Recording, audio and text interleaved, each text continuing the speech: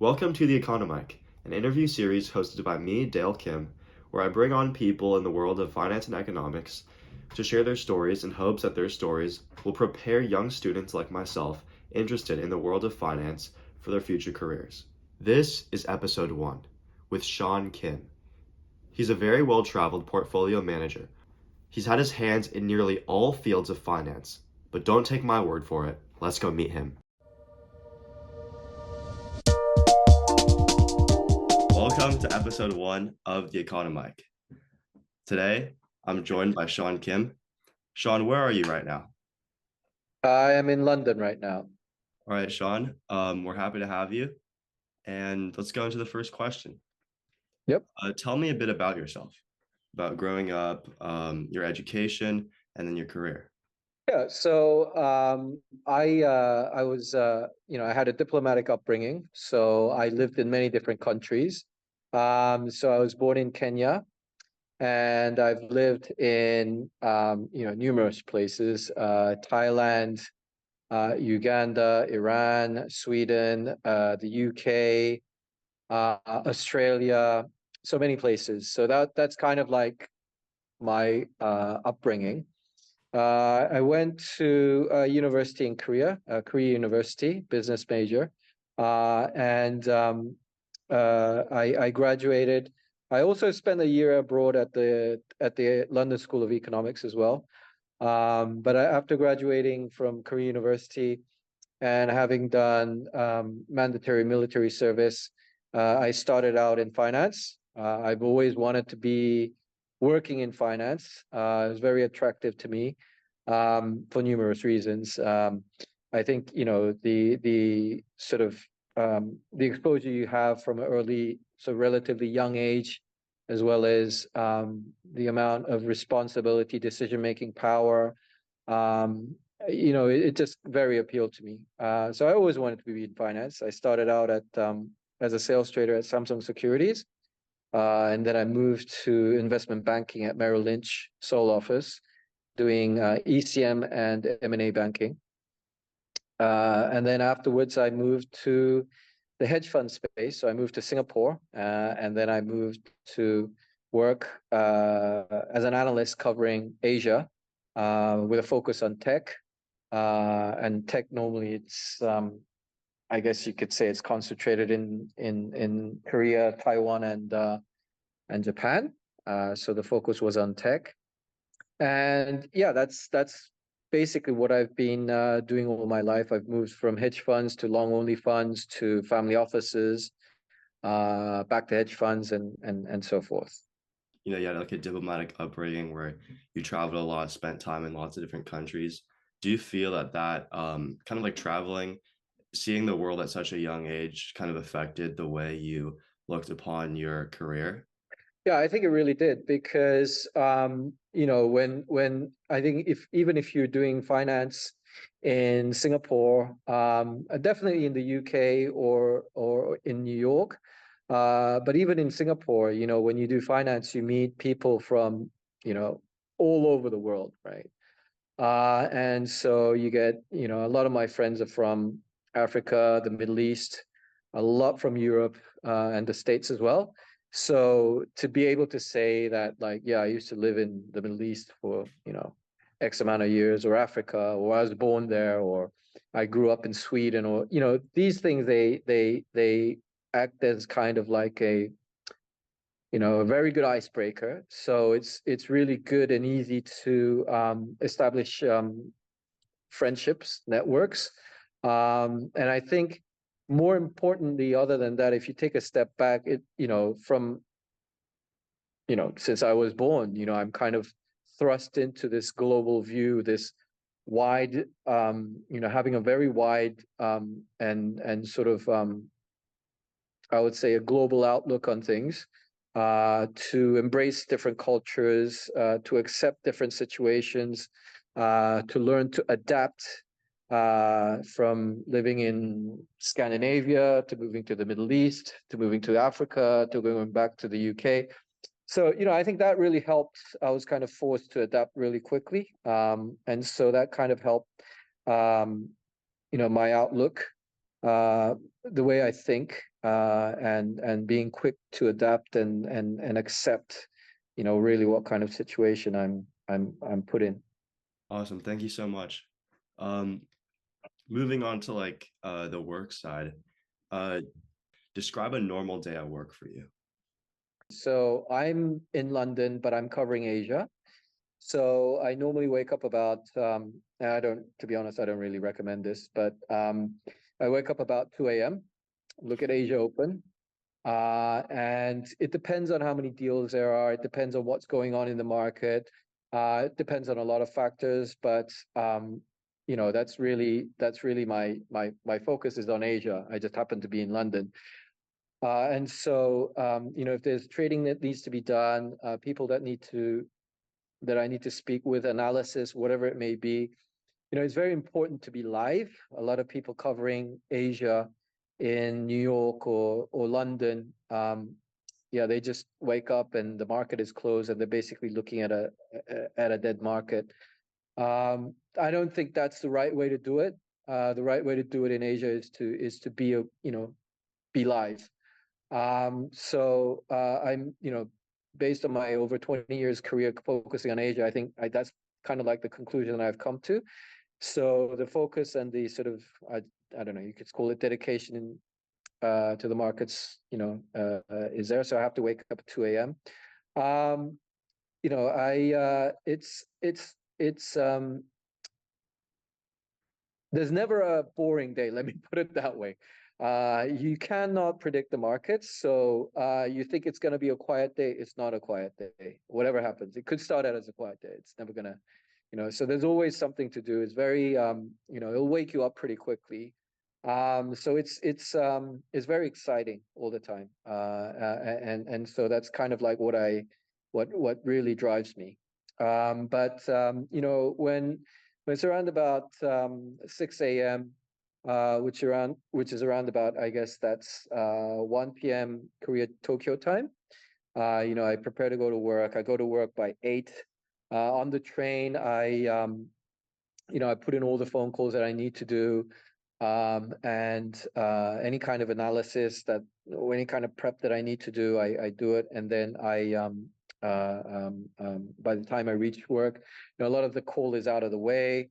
I've been efficient with my time, and kind of up to speed, and so by the time I reach work, it's a lot of internal stuff. I don't look at Europe markets, so I mean I do look at it, but not as intensely. And then from the morning time, it's more of internal work meetings, meetings with investors, lunchtime, and then discussing strategy, doing any kind of research, any kind of due diligence on names, as well as what kind of outlook there may be for the next day in Asia. So if you look at London, there's Asia traders, Asia salesmen based in all of the brokerage houses, and they're all based in London. So they're live on London time. So I, if anything needs to get discussed or researched, I do it there. Any kind of internal work, some admin work, and then by 3 p.m. Normally the work ends at like 6 or later. But because I have to wake up early again, I go back around about 3:30. And yeah, I just kind of relax and sleep, by the way. Get some sleep around about 6 p.m. or so, and then it kind of starts again. So the schedule isn't a normal schedule, but because I'm in London, this is what has to happen, and yeah. All right. Well, it definitely seems like there are, some challenges working at a Korea corporation in London, but London is also a very attractive place for people in the world of finance. Can you tell me about what makes London so appealing, and maybe some other cities that are appealing for people in economics and finance?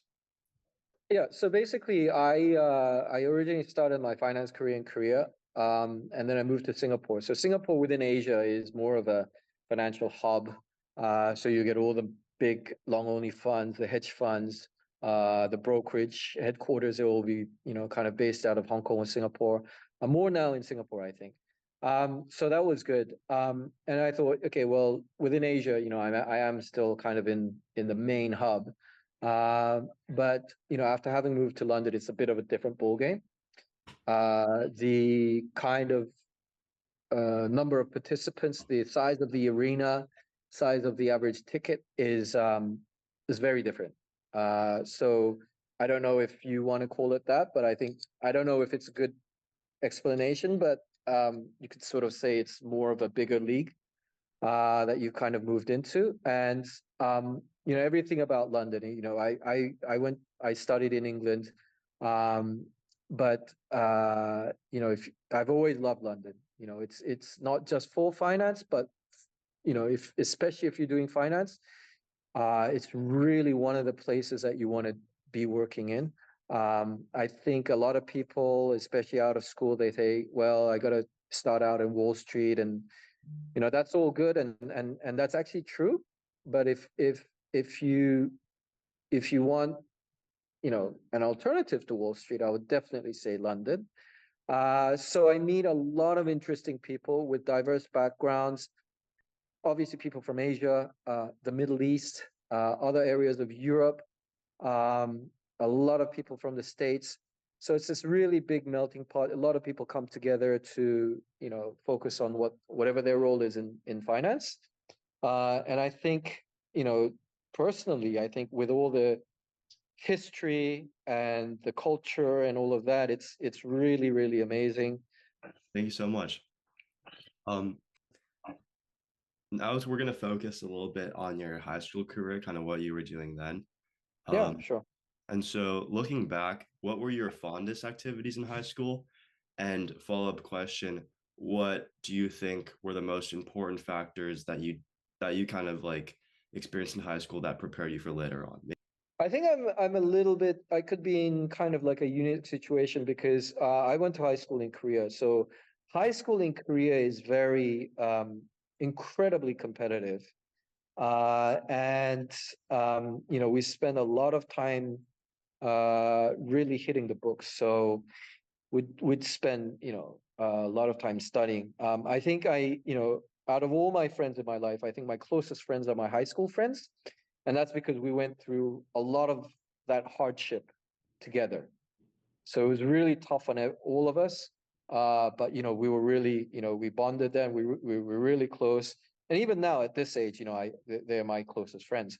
So I think probably the best part was looking back and really seeing that there was a lot of hardships, and it was tough, but we kind of got through it, and then like this sort of camaraderie, and the kind of good times I had with my friends, and that just kind of makes our relationship much more stronger.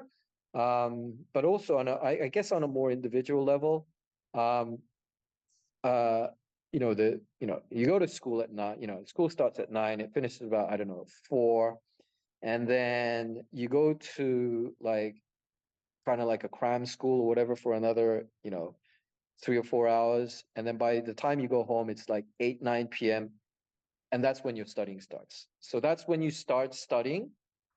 First of all, you got to get homework done. So homework takes 2 hours, right? So 11 p.m., that's when you're studying. So this is like the core study. Wow. So there's not enough time in a day. So I think that's when for the first year, I was like, yeah, this isn't how humans should live, kind of whatever. And then I just kind of like put myself in gear, and I just said, yeah, okay, well, it's got to get done. And just it ate into sleeping time.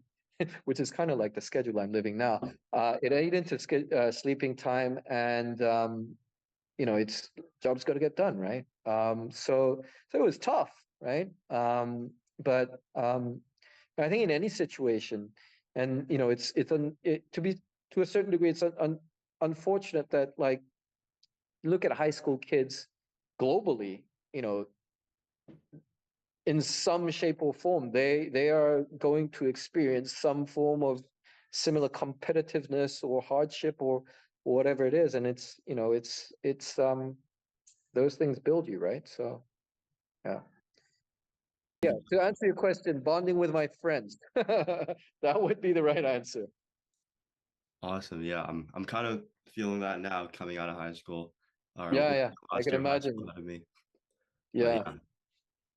Um, and if you could go back and tell yourself and speak to yourself on the last day of high school, what would it be and why? I think the most important thing to remember, especially for, guys in high school or guys that are about to start university, very young, never really, you know, w- gotten a job and sort of went through tough times or whatever it may be. I think the what I would tell myself would be, don't take anything seriously. And I even people, younger people that I meet, I always say the same thing: do not take anything seriously. At the end of the day, it's just grades. At the end of the day, it's just a job. At the end of the day, it's just a trade, right? And things, I can guarantee you, will go wrong, right?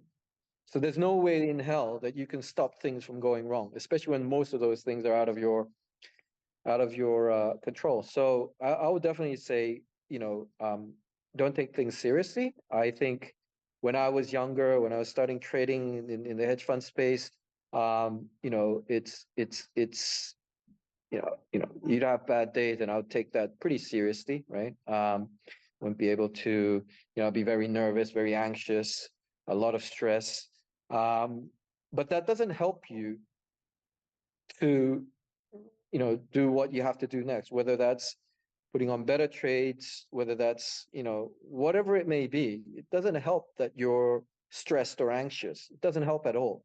In fact, it hinders you, right? So, if you were to compare myself 15 years ago compared to now, when I trade, I have a much more cooler mind. And if something bad happens, that's totally out of my control. I take a very cool and calm approach to things. And I know that's very difficult to do, but the sooner you can learn that, the better. Thank you so much. All right, Sean. It's been a pleasure having you. Thank you so much for being my first guest on the Economic interview series. Um, this has been the first episode of the Economic. Sean Kim, thank you so much. Have a good rest of your day. Okay, thank you. Thanks for having me. Thank you for watching this episode of the Economic. If you enjoyed this video, please consider subscribing or leaving a like or comment. Thank you.